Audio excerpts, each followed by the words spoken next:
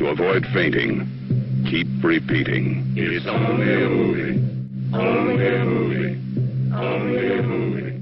Only a movie. Only a movie. Motherfucker.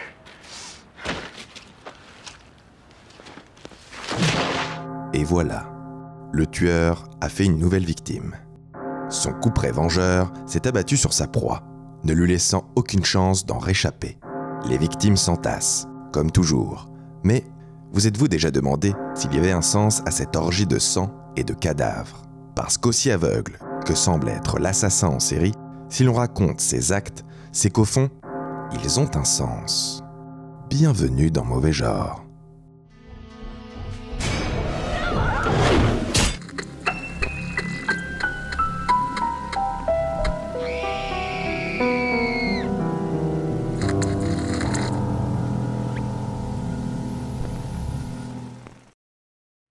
Eros et Thanatos, deux divinités de la mythologie grecque intimement liées et qui, comme toute la culture antique, ont influencé les arts actuels.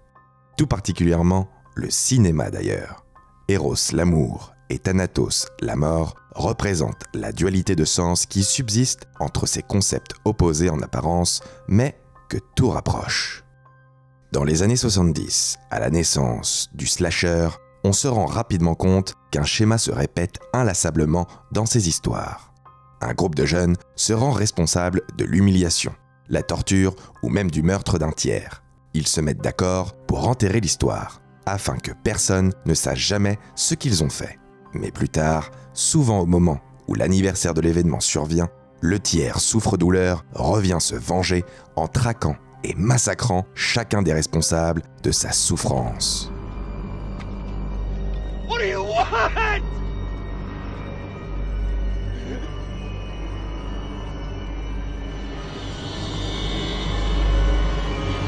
sorry. I swear we didn't mean it. Please don't. Les adolescents simplets de Gallows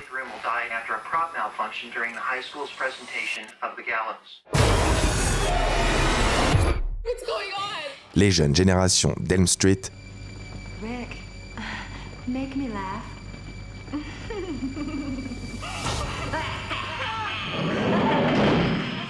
et même le club des losers reproduisent tous un tant soit peu ce schéma.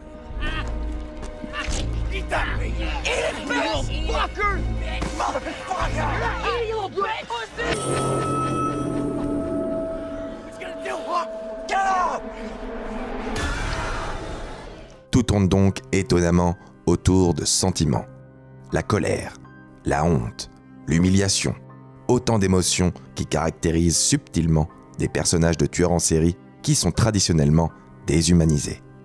Derrière le masque se cache la souffrance d'un être qui ne fait qu'exprimer une colère, quelque peu démesurée, certes, mais qui lui semble nécessaire et justifiée. C'est là que l'on commence à entrevoir l'importance des émotions dans le slasher movie, bien que le genre puisse paraître au premier abord comme un vivier de séquences de meurtres décérébrées. Et comme tous les genres artistiques semblent se répondre, les années 60 à 70 marquent un retour particulièrement fort du mouvement surréaliste, autant dans les arts plastiques et picturaux que cinématographiques. Le mouvement connaît depuis une dizaine d'années de grands bouleversements et des interrogations qui le font renaître de la main même de ses plus fervents représentants. De plus en plus, les artistes utilisent l'absurdité de leurs univers, de leurs personnages, en les rendant plus grandiloquents que le réel. Avec ce procédé, le but est le même que dans le genre horrifique. On cherche à faire passer un propos, à développer une idée. Plutôt que d'enrober le message dans un genre inaccessible, on se sert d'émotions simples et directes. Et quoi de plus simple et direct que la peur ? Lorsqu'une œuvre propose une critique sociale, politique ou sociétale, l'élitisme de la forme peut desservir le propos en repoussant l'audience. Naturellement, le cinéma s'inscrit donc dans ce mouvement militant, particulièrement par le biais du cinéma horrifique.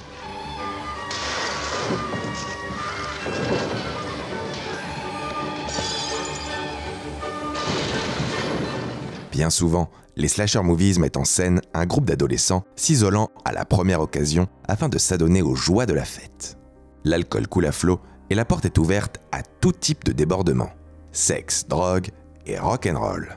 À l'occasion des vacances, on se réfugie dans la cabane dans les bois, ou dans la dernière maison sur la gauche, sans se douter du funeste destin qui se profile à l'horizon. Ce qu'il faut comprendre, c'est que l'âge d'or du slasher intervient dans cette époque post-années 60. Une époque où l'art surréaliste est remis en avant, certes, mais aussi une époque où le puritanisme américain opère un grand retour sur la scène sociologique du pays, en réaction à une grande période de libération. Lorsque le spectateur assiste au comportement perçu comme débordant des protagonistes, il s'attend inévitablement à voir le couperet de la vengeance sociale s'abattre sur eux. Au moment où la menace apparaît, le tueur s'attaque à ceux qui dépassent les limites et qui montrent de manière ostentatoire leur libération face aux mœurs puritaines de leur époque. Le tueur est la représentation de la société qui punit ceux qui osent se libérer dans leur chair ou dans leurs âmes et qui font ainsi preuve d'un comportement décadent. Pourtant, il faut bien comprendre que le slasher n'a pas pour morale de nous dire que ces actes de libération sexuelle ou sociale sont punis à juste titre. Au contraire, très rapidement, une convention du genre s'est installée sur le grand écran, jusqu'à devenir un élément indissociable du slasher movie, la Final Girl. Ce personnage féminin, ultime survivante, dernier rempart face à la brutalité du tueur, finit inexorablement par prendre les armes contre celui qui la traque. La Final Girl met de côté sa peur et décide finalement de combattre son oppresseur. Elle combat la société qui lui impose la punition face à sa libération. Mais ça, on en reparlera dans un prochain épisode.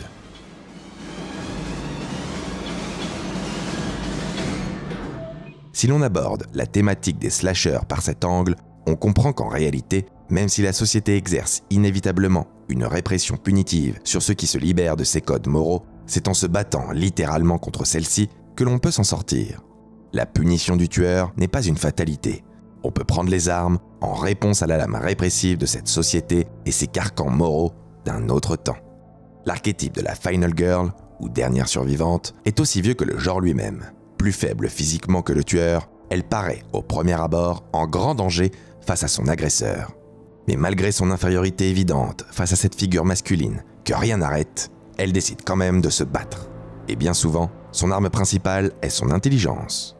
Réfléchie, plus mature que ses camarades, elle est souvent la première à détecter le danger et sera la dernière à l'affronter, alors que tous auront déjà succombé. Goodbye, Michael.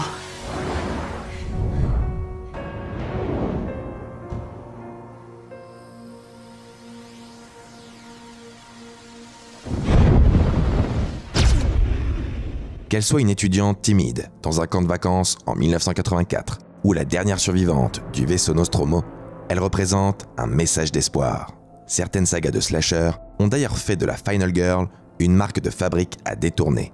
Ainsi, dans la série des Freddy, les Griffes de la Nuit, la Final Girl est déclinée sous des formes tellement diverses qu'elle finit même par être dégenrée et devenir un personnage masculin.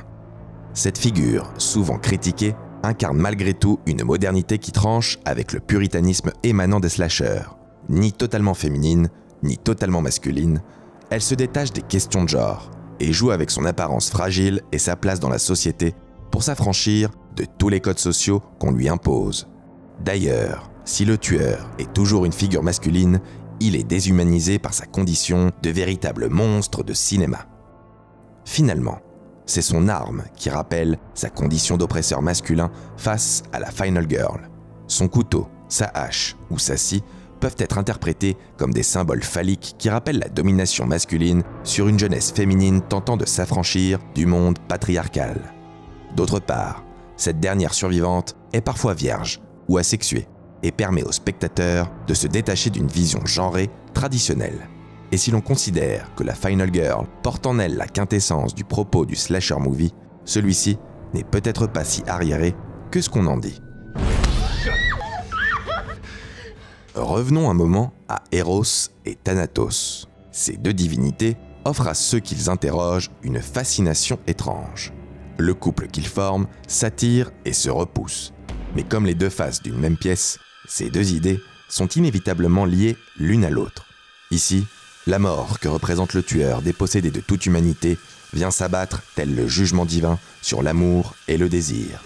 Face au plaisir de la chair, le tueur tranche dans le vif, mettant à la lumière du jour tripes et boyaux.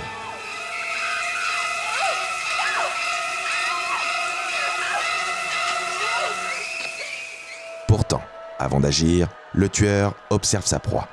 Il traque, et à travers son masque inexpressif et son souffle haletant, transparaît la fascination malsaine du voyeurisme.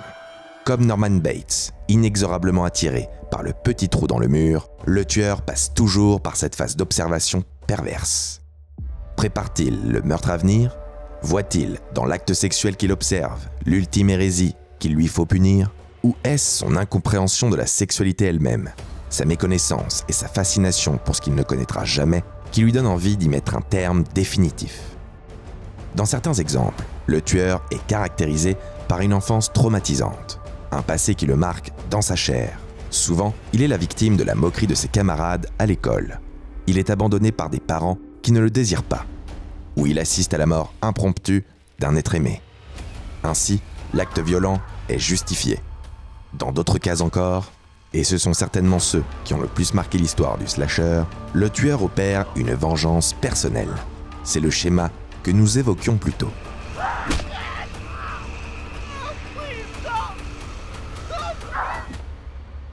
L'amour et la mort.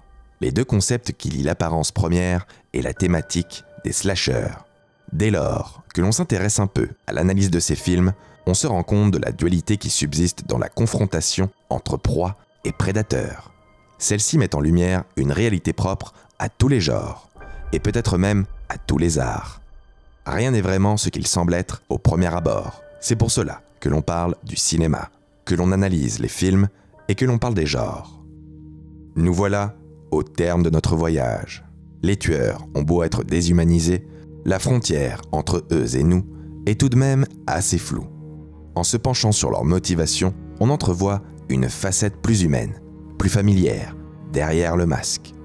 Mais notre histoire ne s'arrête évidemment pas là, puisque le genre est à l'aube de sa plus grande révolution. Alors n'oubliez pas, un jour, peut-être, ce sera votre tour d'endosser le rôle du prédateur.